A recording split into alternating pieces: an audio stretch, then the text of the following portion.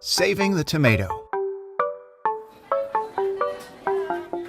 Tomatoes arrived in Europe during the 16th century, brought there from the New World.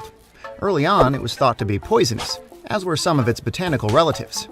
Since then, cultivated tomato crops around the world are often stricken with diseases that wild tomatoes seem to be resistant to.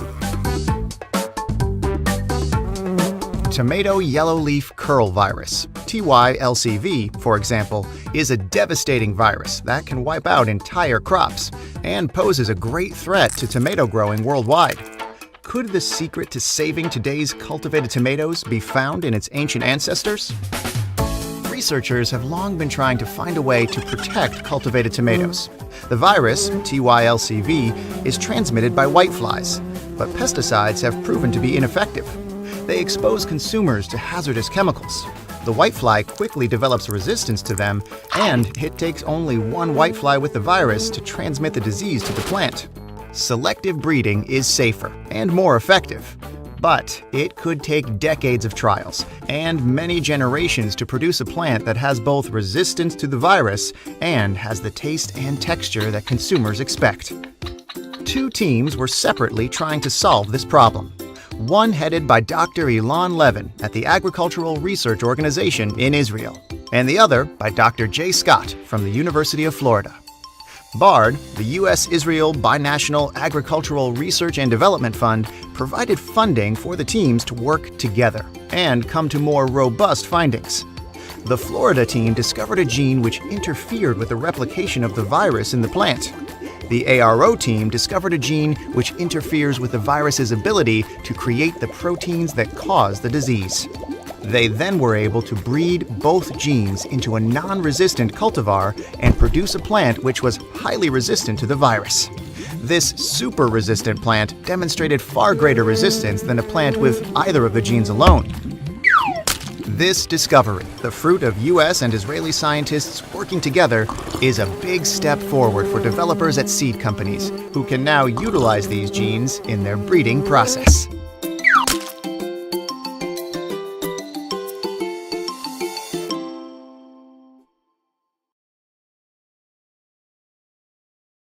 The International Workshop on the Use of Barn Owls for Agricultural Pest Control, funded by BARD.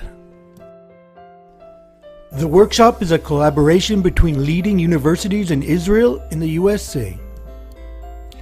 During the last 100 years, farming has changed. Farmers have to grow more with less water. Rodents cause extensive damage to crops throughout the world. Therefore, farmers are always searching for ways to control the rodent populations.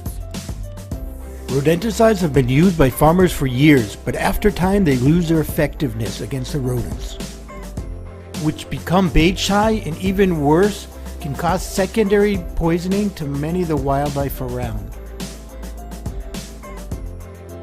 Rodent trapping is expensive and many rodents become trap shy. Barn owls are rodent specialists. A pair of barn owls with nestlings can eat between 2,000 to 6,000 rodents a year. Barn owls therefore may have the potential to help farmers reduce rodent damage. This is why farmers and scientists have created projects of using barn owls or biological pest control in agriculture. Nest boxes are added because barn owls do not know how to build their own nest. Barn owls can raise up to 11 nestlings and can breed more than once each year. Hubs of scientific expertise on barn owls and pest control have formed in the US and Israel, but there is a clear need for information sharing and collaboration among scientists and farmers from both regions to assess the value of this natural form of pest control.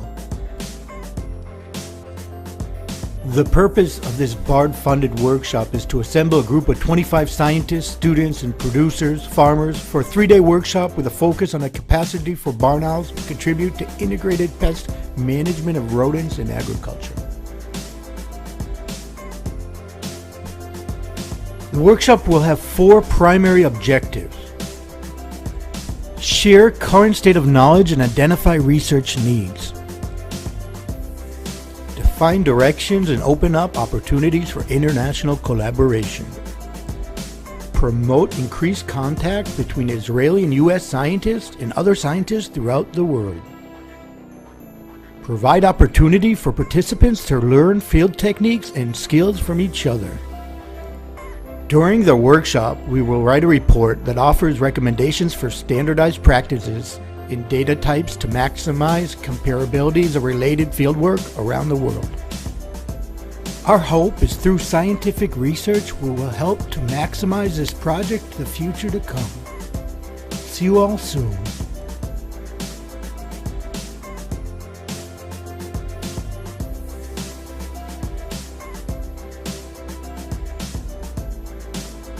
So agriculture has been around for what, 12,000 years? But did you know that today there are robots that can pick fruit and sensors that know what a plant wants and when?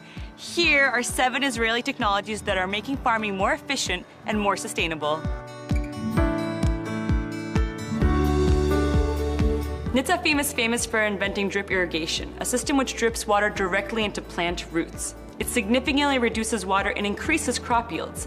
Today, they offer sustainable turnkey projects that include high-tech greenhouses and advanced control and monitoring open platform. This open platform wraps up 50 years of experience, put it up in the cloud, use this big data in order to serve every farmer worldwide. Israel recycles over 86% of its wastewater, by far the highest in the world. The Shafdan treatment plant takes raw sewage, filters it again with microorganisms, and cleans it until it is safe to drink.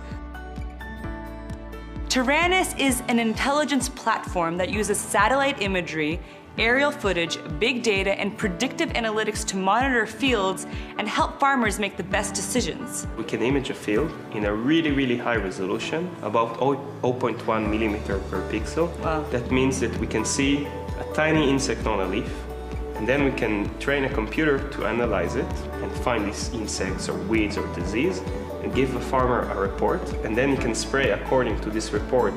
Just where in his field we can find the weeds, he can apply spraying just there. BioBee uses predatory wasps to control insects as a biopesticide. It thereby reduces the need for chemical pesticides by up to 70%. Groundwork BioAg uses tiny microscopic fungi to help plant roots absorb more nutrients. This increases crop yield with less fertilizer. So the fungus penetrates the plant root. It effectively extends that root in an underground web. The fungus can break down nutrients that are otherwise unavailable to the plant and physically mobilize them into the plant. FF Robotics makes robots with computer vision that can actually pick fruits straight off the trees. Supplant uses big data and sensors to talk with plants to know exactly what nutrients they need and when they need to be watered. With more people on the planet, we need to grow more food with less water and smarter, cleaner processes. This is the next agriculture revolution right here in Israel.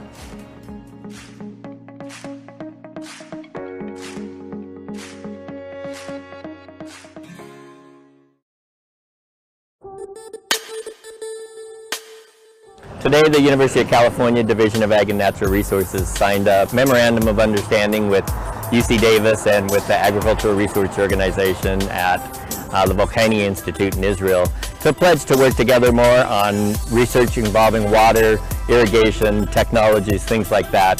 Topics that are very important for both California and Israel, which are water deficit countries.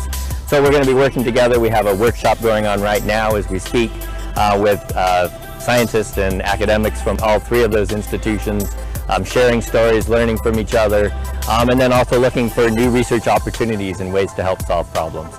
Memorandum of Understanding is a good tool that allows us to get together and helps us work together on these projects and these topics that are important to both countries.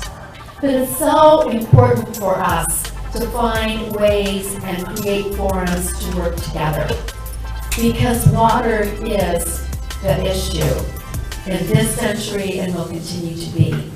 Earlier this year, the World Bank, in partnership with the United Nations, put out a report that today 40% of the world's population is living with water scarcity. The important thing is to continue to working together and develop additional frameworks that we can bring the people of California only Israel together with researchers, but also to work together to make the world a better place. And it's a huge honor and pleasure for us to sign the MOU with the world leaders in agricultural and environmental research like UC Davis and UC A&R. And when good people, smart people collaborate and devoted, the sky is the limit.